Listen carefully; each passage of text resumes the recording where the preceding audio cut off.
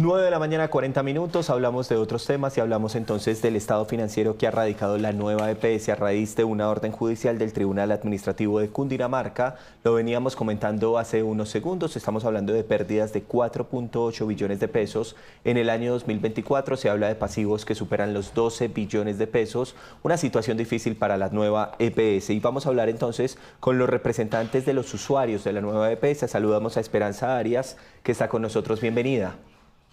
Buen día para todos y gracias por la invitación. Esperanza, tenemos hoy una particularidad y es que amanecemos ya entonces con el informe de los estados financieros que no se habían conocido hace más de 3 años, no se conocían estos informes. ¿Cuál es la reacción de los pacientes? No, esto lo veníamos ya eh, Advirtiendo. sabiendo que sí, lo teníamos y lo habíamos advertido. Esta demora en los estados financieros no era gratis, eso era porque venía con unas pérdidas enormes y el deterioro de la nueva EPS es crítico en este momento. Sabíamos que algo grave estaba pasando debido a que en la historia de Colombia nunca habíamos vivido una crisis tan enorme como la que estamos viviendo en nueva EPS.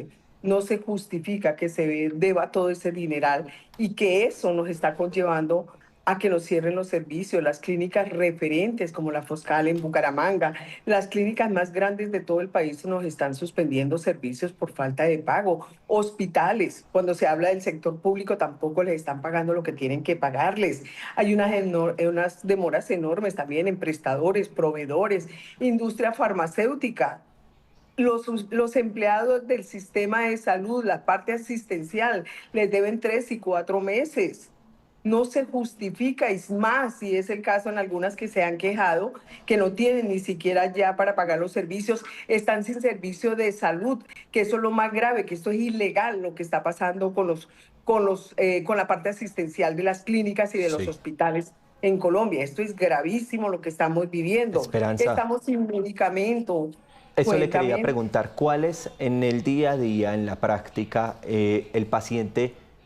¿Cuáles son los pacientes que más se ven afectados? Por ejemplo, los de alta complejidad, los de algunas intervenciones especializadas. Explíquenos un poco cómo se ven ustedes afectados con esta situación que presenta hoy financiera la nueva EPS.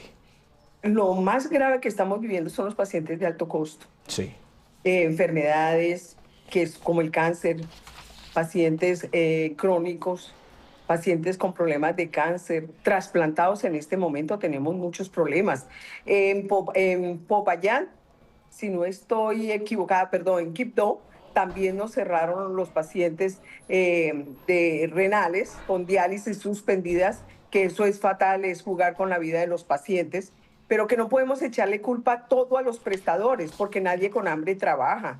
Si Mm. 9 EPS no les paga, pues es imposible que tengan insumos, que tengan una cantidad de cosas. Entonces, para atender el informe en malas condiciones, pues cierran los servicios. Los traslados de pacientes de ciudades fuera de Bogotá, con las clínicas más grandes que son Medellín, Bogotá, Barranquilla, pues los pacientes no los quieren recibir, no porque no haya cama, no porque no haya especialidad, sino porque esos pacientes valen mucha plata y no les han pagado, pues no los reciben. Pacientes con citas interciudades, pacientes trasplantados que se tienen que trasladar para sus controles tampoco porque no les dan tiquetes. Entonces la situación es tan grave y siempre lo he repetido. En el Cesar, los pacientes del régimen subsidiado desde el 20 de diciembre sin medicamentos. He tenido reuniones con el interventor, le hemos sugerido, porque nosotros no solamente llevamos inquietudes y quejas, le sugerimos. Ético Serrano nos venía prestando un servicio, pero se cansó, no les pagaban, les pidió el favor a 9 veces que les tiraran los compromisos adquiridos y tampoco. Es decir, en este Esperanza, momento, mire que hace dígame. unos segundos hablábamos con el interventor de la nueva EPS y él decía, claro, la situación financiera es difícil, pero las quejas han bajado. ¿Qué opinan ustedes al respecto? Es una mentira grande, es una mentira grande, porque en su mayoría son pacientes, adultos mayores, pacientes con una situación difícil, que lo único que hacen es llorar, suplicar, llegar a las clínicas ya descompensados, llegar a las urgencias, a la SUSI en el peor de los casos. Mira que tenemos un problema ya de salud pública, pacientes psiquiátricos sin tratamientos. Entonces, ¿cómo va a decir él que han bajado? cuando eso es una mentira bien grande. Él no puede llegar a salir a decir eso cuando la situación que estamos viviendo cada día es peor y ustedes lo saben en todos los medios, nos están cerrando todos los servicios. Todos los servicios nos los están cerrando porque no hay EPS no paga. Entonces, ¿cómo va a decir él que han bajado las quejas? Eso es mentira, es una mentira grande que no se la cree absolutamente nadie. La Que nosotros en intervención de la nueva la EPS intervención...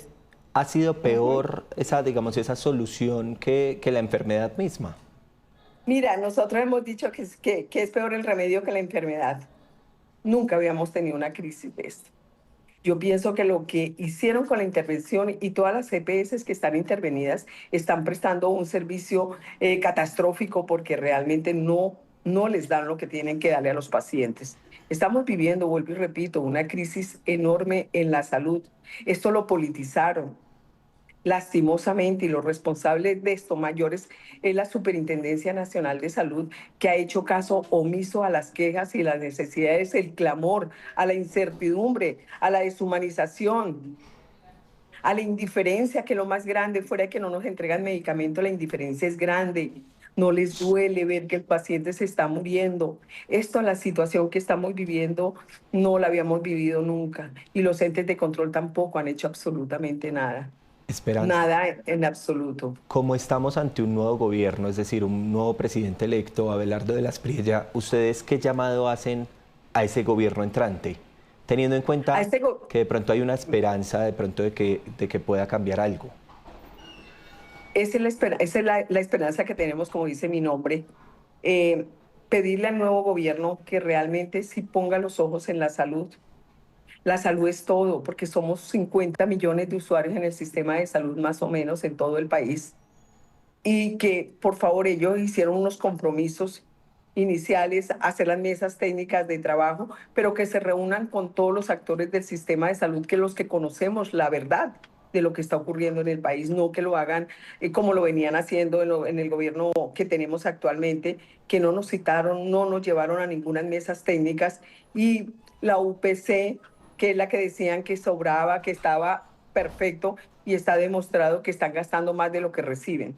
Es decir, yo pienso que el nuevo gobierno depositamos la confianza en ellos, que tengamos una luz de esperanza, que nos ayuden a solucionar, porque la gente que se está muriendo por falta de un tratamiento oportuno son muchas y muchas las personas. El interventor, pues realmente no podemos echarle el 90% la culpa a él, porque él los recursos que recibe, pues tendrá que girarlos. El Correcto. mayor la mayor responsabilidad está en el Ministerio de Salud y en el Ministerio de Hacienda, pero Sí. también como no habían estados financieros, tampoco se sabía con cuánto contaba, cuánto debía la nueva EPS y cuántas eran las pérdidas que tenía. Ya con esto, y que falta el del 25, que a lo mejor va a ser peor, terrible, para que miren y realmente no nos dejen morir. La razón de ser somos los usuarios. Ellos, todo, el interventor, el superintendente, el ministro de Salud, se debe a nosotros los usuarios del sistema de salud, Esperanza. que no Esto nos que dice abandonen. Esperanza es muy clave porque recordemos que se ha conocido entonces algunos estados financieros, pero falta, por ejemplo, el de este año y el del año pasado. Estamos hablando de que tenemos, digamos, certeza del 2024, cuando les decía yo hace unos segundos hay unas pérdidas de 4.8 billones de pesos. Esperanza, yo sé que la situación, la nueva EPS es la EPS más grande del país, más de 11 millones de afiliados. Y sé que la situación es difícil en el país, pero usted ahorita me refería a algunos puntos críticos y me hablaba de Quibdó, me hablaba de Cesar. ¿Usted me puede referir a algo teniendo en cuenta que es la representante de los pacientes para hacernos una idea de cuáles son los puntos más críticos en el país? No, los puntos más críticos, sobre todo, son los puntos referentes. Correcto. Antioquia, Cundinamarca, Bogotá, Barranquilla, Bucaramanga. Y todo, el norte de Santander, Cúcuta. Es que el problema, Boyacá, estamos viviendo situaciones difíciles también en Boyacá. En Popayán ayer me llamaron. Ya no tienen insumos, no tienen materiales, cirugías represadas, procedimientos represados porque no tienen cómo hacer los procedimientos, cancelando citas a los pacientes ya en los quirófanos porque no tienen los elementos. Entonces no se justifica que este gobierno que tenemos sea tan indolente de permitir que la gente se esté muriendo por falta de un tratamiento oportuno. Esto es lo que Esperanza, nos está pasando. Esto ya, digamos, se pasa un poquito más al torno personal, pero ¿usted cómo arrancó en esa representación de los pacientes? ¿Por qué usted quiso llegar a este punto, Esperanza? Por todo esto que está viviendo, por toda la Mm. situación tan difícil, yo salí pensionada hace más de 27 años y me dediqué a esta labor precisamente de ver pues las necesidades de los pacientes, trabajando con ellos. Tengo una fundación donde presto asesoría a pacientes de alto costo. Me volví veedora nacional también por todos estos temas de cáncer, que es lo que más nos agobia en este país, una de las enfermedades más grandes que tenemos y que cada día los pacientes de cáncer son más y más y más. El Instituto Cancerología también ha tenido que hacer amenazas para que le paguen. Entonces todos tenemos que llegar a hacer protestas, amenazas, porque la gente se está muriendo, no es justo. Este es un derecho. Esto es un derecho por ley, un derecho a la salud, es un derecho fundamental, pero nos lo están negando. Además, somos parte del sistema. Otra, somos víctimas del sistema de salud. Es que yo creo, Esperanza, Ya, que no solo son parte del sistema, son la razón de ser del sistema, los es que somos, pacientes. es que somos la razón de ser y Correcto. somos víctimas del sistema ya declarado, víctimas del sistema de salud. Sí. ¿Y qué pasa Espera. con las víctimas de un sistema? Hay que prestarles todo. A nosotros no nos prestan nada. Pues mire, ¿sabe qué, Esperanza? Me parece que es fundamental su voz hoy en medio de todo lo que está pasando, porque se conocen los estados financieros. Ya por este espacio, por Noticias Caracol en Vivo, pasó el interventor Jorge Iván Ospina. Usted, que es representante de los pacientes, vamos a tener representantes de los hospitales, pero como se lo decía, considero que los pacientes son la razón de ser precisamente de todo este embrollo que estamos viviendo en el país, y por eso queríamos conocer su opinión frente a este tema financiero. Así que unos segundos adicionales para que usted haga un llamado, aprovechando los micrófonos de Noticias Caracol. Bueno, yo creo que yo le llevo un llamado al superintendente, al doctor Quintero, Daniel que Quintero. no, sí, al doctor Quintero, que no queremos protagonismo, queremos son soluciones definitivas. Al interventor, que por favor nos preste un servicio de calidad. No le echo la culpa a él de todo, pero que por lo menos veamos que hay una gestión finalizando este sistema. He hablado con él, le he pedido que por favor solucione lo del medicamento y al día de hoy no hay una respuesta definitiva. Que por favor no nos dejen morir. Es lo único que yo le pido al interventor de Nueva EPS, que realmente sienta el clamor de los pacientes, que esto no es algo caprichoso, sino es la vida de los seres humanos, y que le pido encarecidamente en nombre y en representación de muchos usuarios que por favor den solución inmediata a lo de los medicamentos, que paguen, que hagan acuerdos de pago, pero que los cumplan, porque hacen acuerdos de pago, pero no los cumplen, para que así nos restablezcan unos servicios, tengamos un servicio de calidad y con oportunidad. Esperanza, muchas gracias por estos minutos con nosotros. Es Esperanza Arias, representante de los usuarios de la nueva EPS, que ha tenido la diligencia de acompañarnos unos minutos aquí en Noticias Caracol en Vivo. Gracias por estar con nosotros. A ustedes por la invitación nuevamente. Claro que sí. 9 de la mañana, 54 minutos. Con esta información hacemos una pausa con esta entrevista y seguimos hablando del tema de la nueva EPS, pero tenemos más noticias, no se desconecten.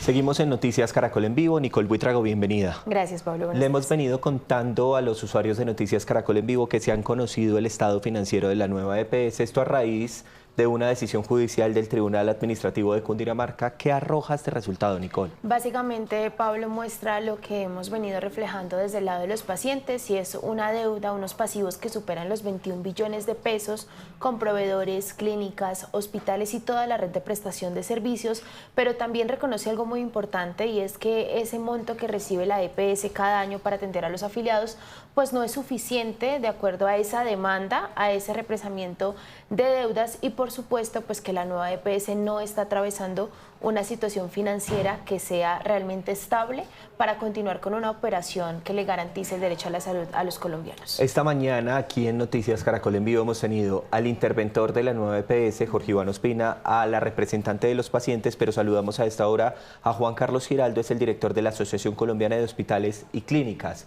Bienvenido, gracias por estar con nosotros. Muchas gracias por la invitación. Buenos días. Sí, director, frente a ese tema financiero que establece cuando Nicole habla, por ejemplo, de las pérdidas de los pasivos, por ejemplo, solo para el año 2024 se habla de una pérdida de 4.8 billones de pesos. ¿Cómo se está viendo reflejado esto en el sistema de salud? Muy bien. Nosotros desde hace mucho tiempo pues venimos advirtiendo las grandes dificultades que tenemos trabajando con la nueva EPS, porque uno de los indicadores fundamentales en el seguimiento que hacemos al desarrollo del sistema es el tema de la cartera. Y hemos visto cómo la nueva EPS, que es la EPS con un mayor tamaño de afiliación, viene deteriorándose de una manera acelerada.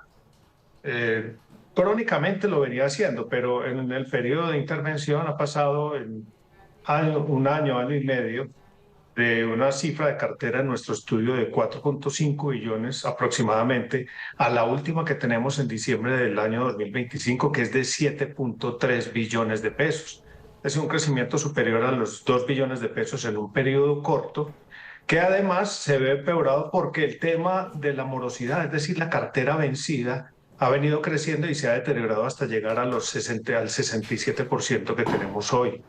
Veníamos advirtiendo que que el gobierno nacional y la administración de esta EPS debía hacer esfuerzos para tratar de estabilizar esta operación, porque siendo la EPS más grande, es la que mayor relación tiene con el sector prestador, y la crisis de esta institución inmediatamente se desplaza a todo el sector prestador de servicios de salud que adecuadamente le viene prestando los servicios, haciendo un esfuerzo ingente por mantener abierta toda la operación. Director, usted menciona el deterioro en la cartera, en lo que ustedes se supone deberían recibir una vez radican estas facturas. ¿Cómo leen ustedes este panorama que reconocía la nueva EPS de más de 10 millones de facturas acumuladas desde la intervención, incluso desde tiempo antes, y que hasta hoy se conoce ese reporte y se justifica en ese reporte la no entrega de los estados financieros? ¿Qué tan grave es tener tantas facturas represadas y hoy salir a la luz con este tipo de cifras tan desfavorables? Eso demuestra que la entidad tiene un problema administrativo pues de larga data, y que hay muchas cosas que están pendientes. En medio de lo malo de las cifras que se presentan hoy, hay una cosa buena, y es podemos acotar o podemos definir el tamaño del problema. Porque aquí lo que hay que hacer es, listo, por fin hoy ya hay unos estados financieros y unos números en firme, pero con ellos hay que tomar una serie de decisiones. El asunto de que haya habido tanta opacidad de que no los conociéramos, pues no nos permitía a nosotros entender cuál era el esfuerzo que tenía que hacer la administración para tratar de sacar a flote la entidad. Hoy, con estas cifras que nos están mostrando, no solamente de esta represa que me parece sorprendente de 20 años de existencia, eso es algo que lo tendremos que entender mejor y lo tendrán que explicar mejor, pero ya con estas cifras de menos 4.2 y de menos 6.5 billones de los años 23 y 24, y un acumulado de déficit patrimonial de 11.9 billones, usted ahí tiene ya unas cifras concretas que le dicen a usted cuál es el tamaño de la capitalización que tiene que hacer y cuáles son todas las medidas administrativas que se tienen que tomar para encontrar ese equilibrio.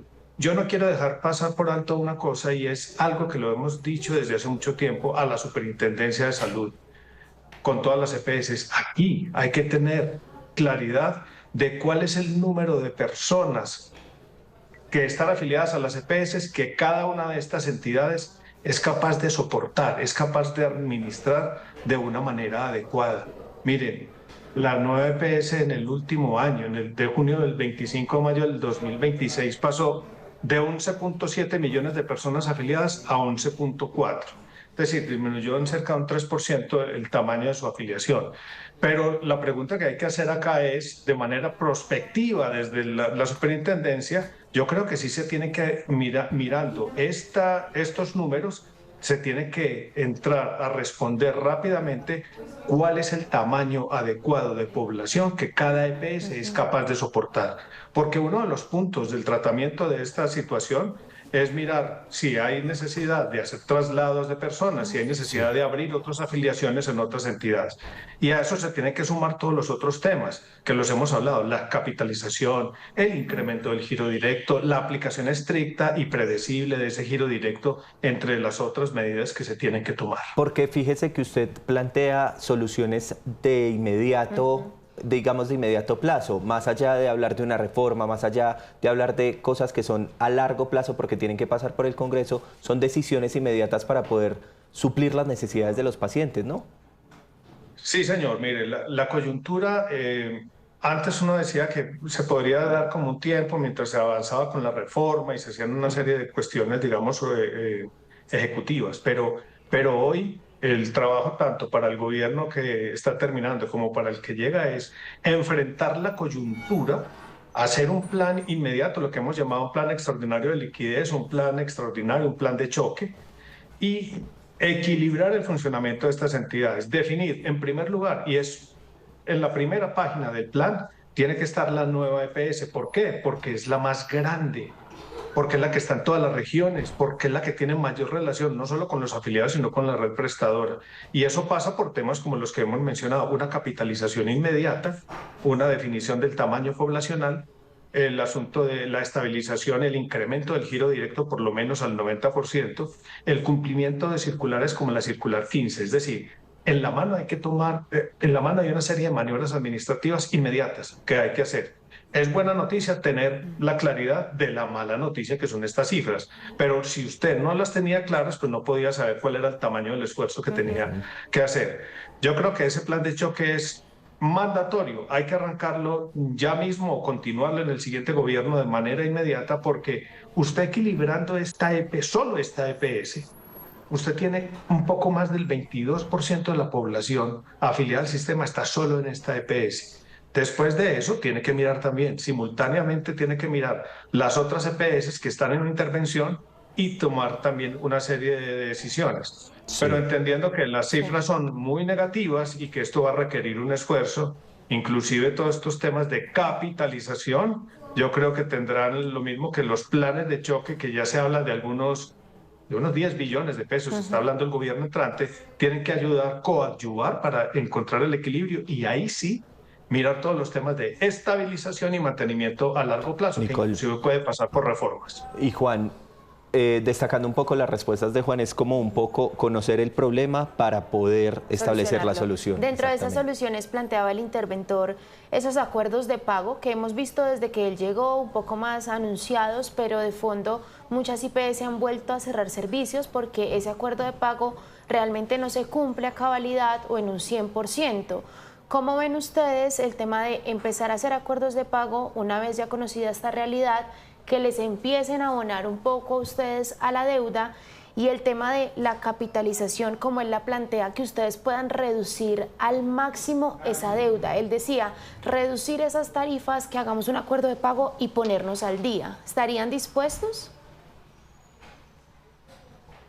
Mire, no, lo primero que hay que decirle a toda la comunidad y a la opinión pública es, no es que el sector prestador ha estado dispuesto y el sistema de salud no ha colapsado porque estamos nosotros, porque tenemos un compromiso, porque estamos abiertos y haciendo una gran cantidad de maniobras y esfuerzos para garantizar la atención a la población. Entonces, eso no se puede desconocer por ninguna de las autoridades. Nosotros estamos aquí y hacemos todo el esfuerzo para continuar acá y respondiéndole a la población. Entonces, el tema de los acuerdos, mire, esto tiene que partir de dos cosas fundamentales. Uno, que se consigan los recursos, y dos, que se honren los compromisos, porque en el pasado, y no hablo de la actual administración de esta entidad, se han firmado una gran cantidad de documentos y a la hora de la verdad pues no se ha podido cumplir. El sector hace todo lo posible por mantenerse abierto, pero también hay que recordar algo. Nosotros tenemos que dar los servicios y las atenciones y las intervenciones garantizando la seguridad de todo lo que hacemos. Cuando usted, una de estas entidades, resulta, no esta, todas en general, no pagan oportunamente, llega un momento en el que la institución prestadora tiene dificultades para responder por los salarios del talento humano en salud que trabaja con nosotros y para adquirir el siguiente insumo, medicamento o dispositivo para garantizar o brindar una atención adecuada. Entonces, no es un asunto de voluntades de abrir o cerrar, no, la voluntad nuestra no se ha movido, seguimos abiertos, pero se necesita confianza y la confianza se consigue cumpliendo los compromisos. Ese es un asunto en el que se tiene que hacer un gran esfuerzo para que los acuerdos sean creíbles, tengan sostenibilidad y ahí se pueda mejorar la conversación con todo el sector y con los pacientes. Y hablando de confianza, volviendo digamos como a una primera parte que le hacíamos la pregunta al interventor, fíjese que el estado financiero se conoce después de 3 años y a raíz de decisiones judiciales. Esto no puede pasar, o sea, debería ser mucho más asequible, si me permite. Además, perdón, yo le doy el dato, y es que las EPS están obligadas por ley y por parte de la reglamentación de la Superintendencia de Salud a entregar cada estado financiero el 31 de diciembre del año que cierra. Entonces no es... Sin necesidad de llegar a un punto judicial, doctor. Exacto, no, es que, mire, aquí se tienen que cumplir muchos indicadores. Mire, usted no se... Pongámoslo en el término de las IPS, de los hospitales, las clínicas, los prestadores. ¿Qué tal que nosotros no cumpliéramos la habilitación? Pues no podríamos funcionar. Lo mismo tiene que pasar con las EPS, con todo el conglomerado de las EPS. Ellos tienen que cumplir una serie de indicadores de permanencia en el sistema y son pocas las entidades que lo están cumpliendo. Y esto está pasando ante los ojos de todo el sector. Este es un caso extremo, una entidad que tiene revisoría fiscal, que tiene contadores, que tiene área financiera, que tiene la obligación de presentarlos frente a las autoridades de vigilancia y control, y pasan todos estos años sin tener esas cifras con claridad. Eso es una cuestión que no se puede repetir. Pero ojo, hay que mirar las demás entidades para que efectivamente lo cumplan. Pero yo vuelvo a hacer el énfasis en esto. Gran parte de los problemas del sistema, especialmente en el aseguramiento, es porque desde hace mucho tiempo venimos sosteniendo o permitiendo que funcione una serie de entidades que no están cumpliendo con todos los indicadores, los capitales mínimos, los patrimonios adecuados, la inversión de las reservas técnicas, y siguen funcionando y afiliando a la población cuando no tienen todas las garantías para asegurar esa prestación. Perdón, ese aseguramiento. Yo veo un poco algo positivo en lo que usted dice, y es que esta sin duda tiene que ser la oportunidad para darle vuelta a la página y empezar a buscar una alternativa, porque esto ha revelado muchas situaciones crónicas de las instituciones médicas y que al final pues termina afectando a los pacientes. ¿Qué esperaría usted ya para finalizar, doctor Giraldo, en este corto plazo que ya queda de transición entre un gobierno y otro frente a la lección aprendida? Porque se necesita saldar la deuda, pero también hay una conversación muy grande que hay que dar sobre la transformación del sistema de salud. Sí, mire, yo creo que deben quedar sentadas las bases. Si no se puede avanzar, yo creo que se podría avanzar inmediatamente con el tema de capitalización. La actual administración lo ha venido diciendo desde hace mucho tiempo, que tiene unos recursos y que los va a proveer para capitalizar esta entidad y tratar de sacarla a flote. Lo segundo, no hay que olvidar que esta entidad no es solamente estatal, también hay una serie de instituciones, de cajas de compensación que son propietarias. Esa es una parte de la ecuación que hay que empezar a despejar. ¿Cuál es el papel? ¿Cuánto van a aportar? ¿Cómo van a coadyuvar en la búsqueda del equilibrio? Lo tercero, el giro directo tiene que ser incrementado al 90%, lo venimos diciendo desde hace mucho tiempo. ¿Por qué? Porque con eso se garantiza la operación corriente mientras se va generando otra serie de recursos adicionales o los restantes del 10% para poder avanzar con el cumplimiento y honrar los compromisos de los acuerdos de pago. Y yo vuelvo a insistir en algo para finalizar, y eso lo puede hacer la superintendencia en cualquier momento. Hay que mirar cuál es el número que cada EPS puede soportar de afiliado, es decir, puede responder adecuadamente. Ese es un asunto que es del inmediato plazo. Muy bien, es precisamente la entrevista que teníamos hace segundos. Es Juan Carlos Giraldo, director de la Asociación Colombiana de Hospitales y Clínicas. Gracias por estar con nosotros, gracias por ayudarnos a entender un poco lo que desprende este informe reconocido de la nueva EPS. Muchas gracias a ustedes. Claro que sí, Nicole, también a usted muchas gracias, porque al mediodía vamos a recapitular entonces lo que decía yo hace unos segundos, interventor, pacientes, también la entrevista con Juan Carlos Giraldo y la situación de la nueva EPS. Así es, vamos a ver qué sucede, porque queda un mes para que ya empiece la transición del gobierno y al final, en este momento, el gobierno es mayor accionista por las modificaciones que se hicieron en el gobierno actual. Vamos a ver si el gobierno entrante decide seguir siendo el mayor accionista. Me quedó sonando mucho el tema de establecer cuántos pacientes podría tener cada EPS, eso es fundamental. Porque es como, y le pongo este último ejemplo, en su casa, cuántas personas son, cuántas comen al mes, cuánto tiene que gastar. Es algo básico para poder operar una entidad tan grande como lo es una entidad de salud. Ahí está. Nicole, gracias por estos minutos. A usted, muchas gracias.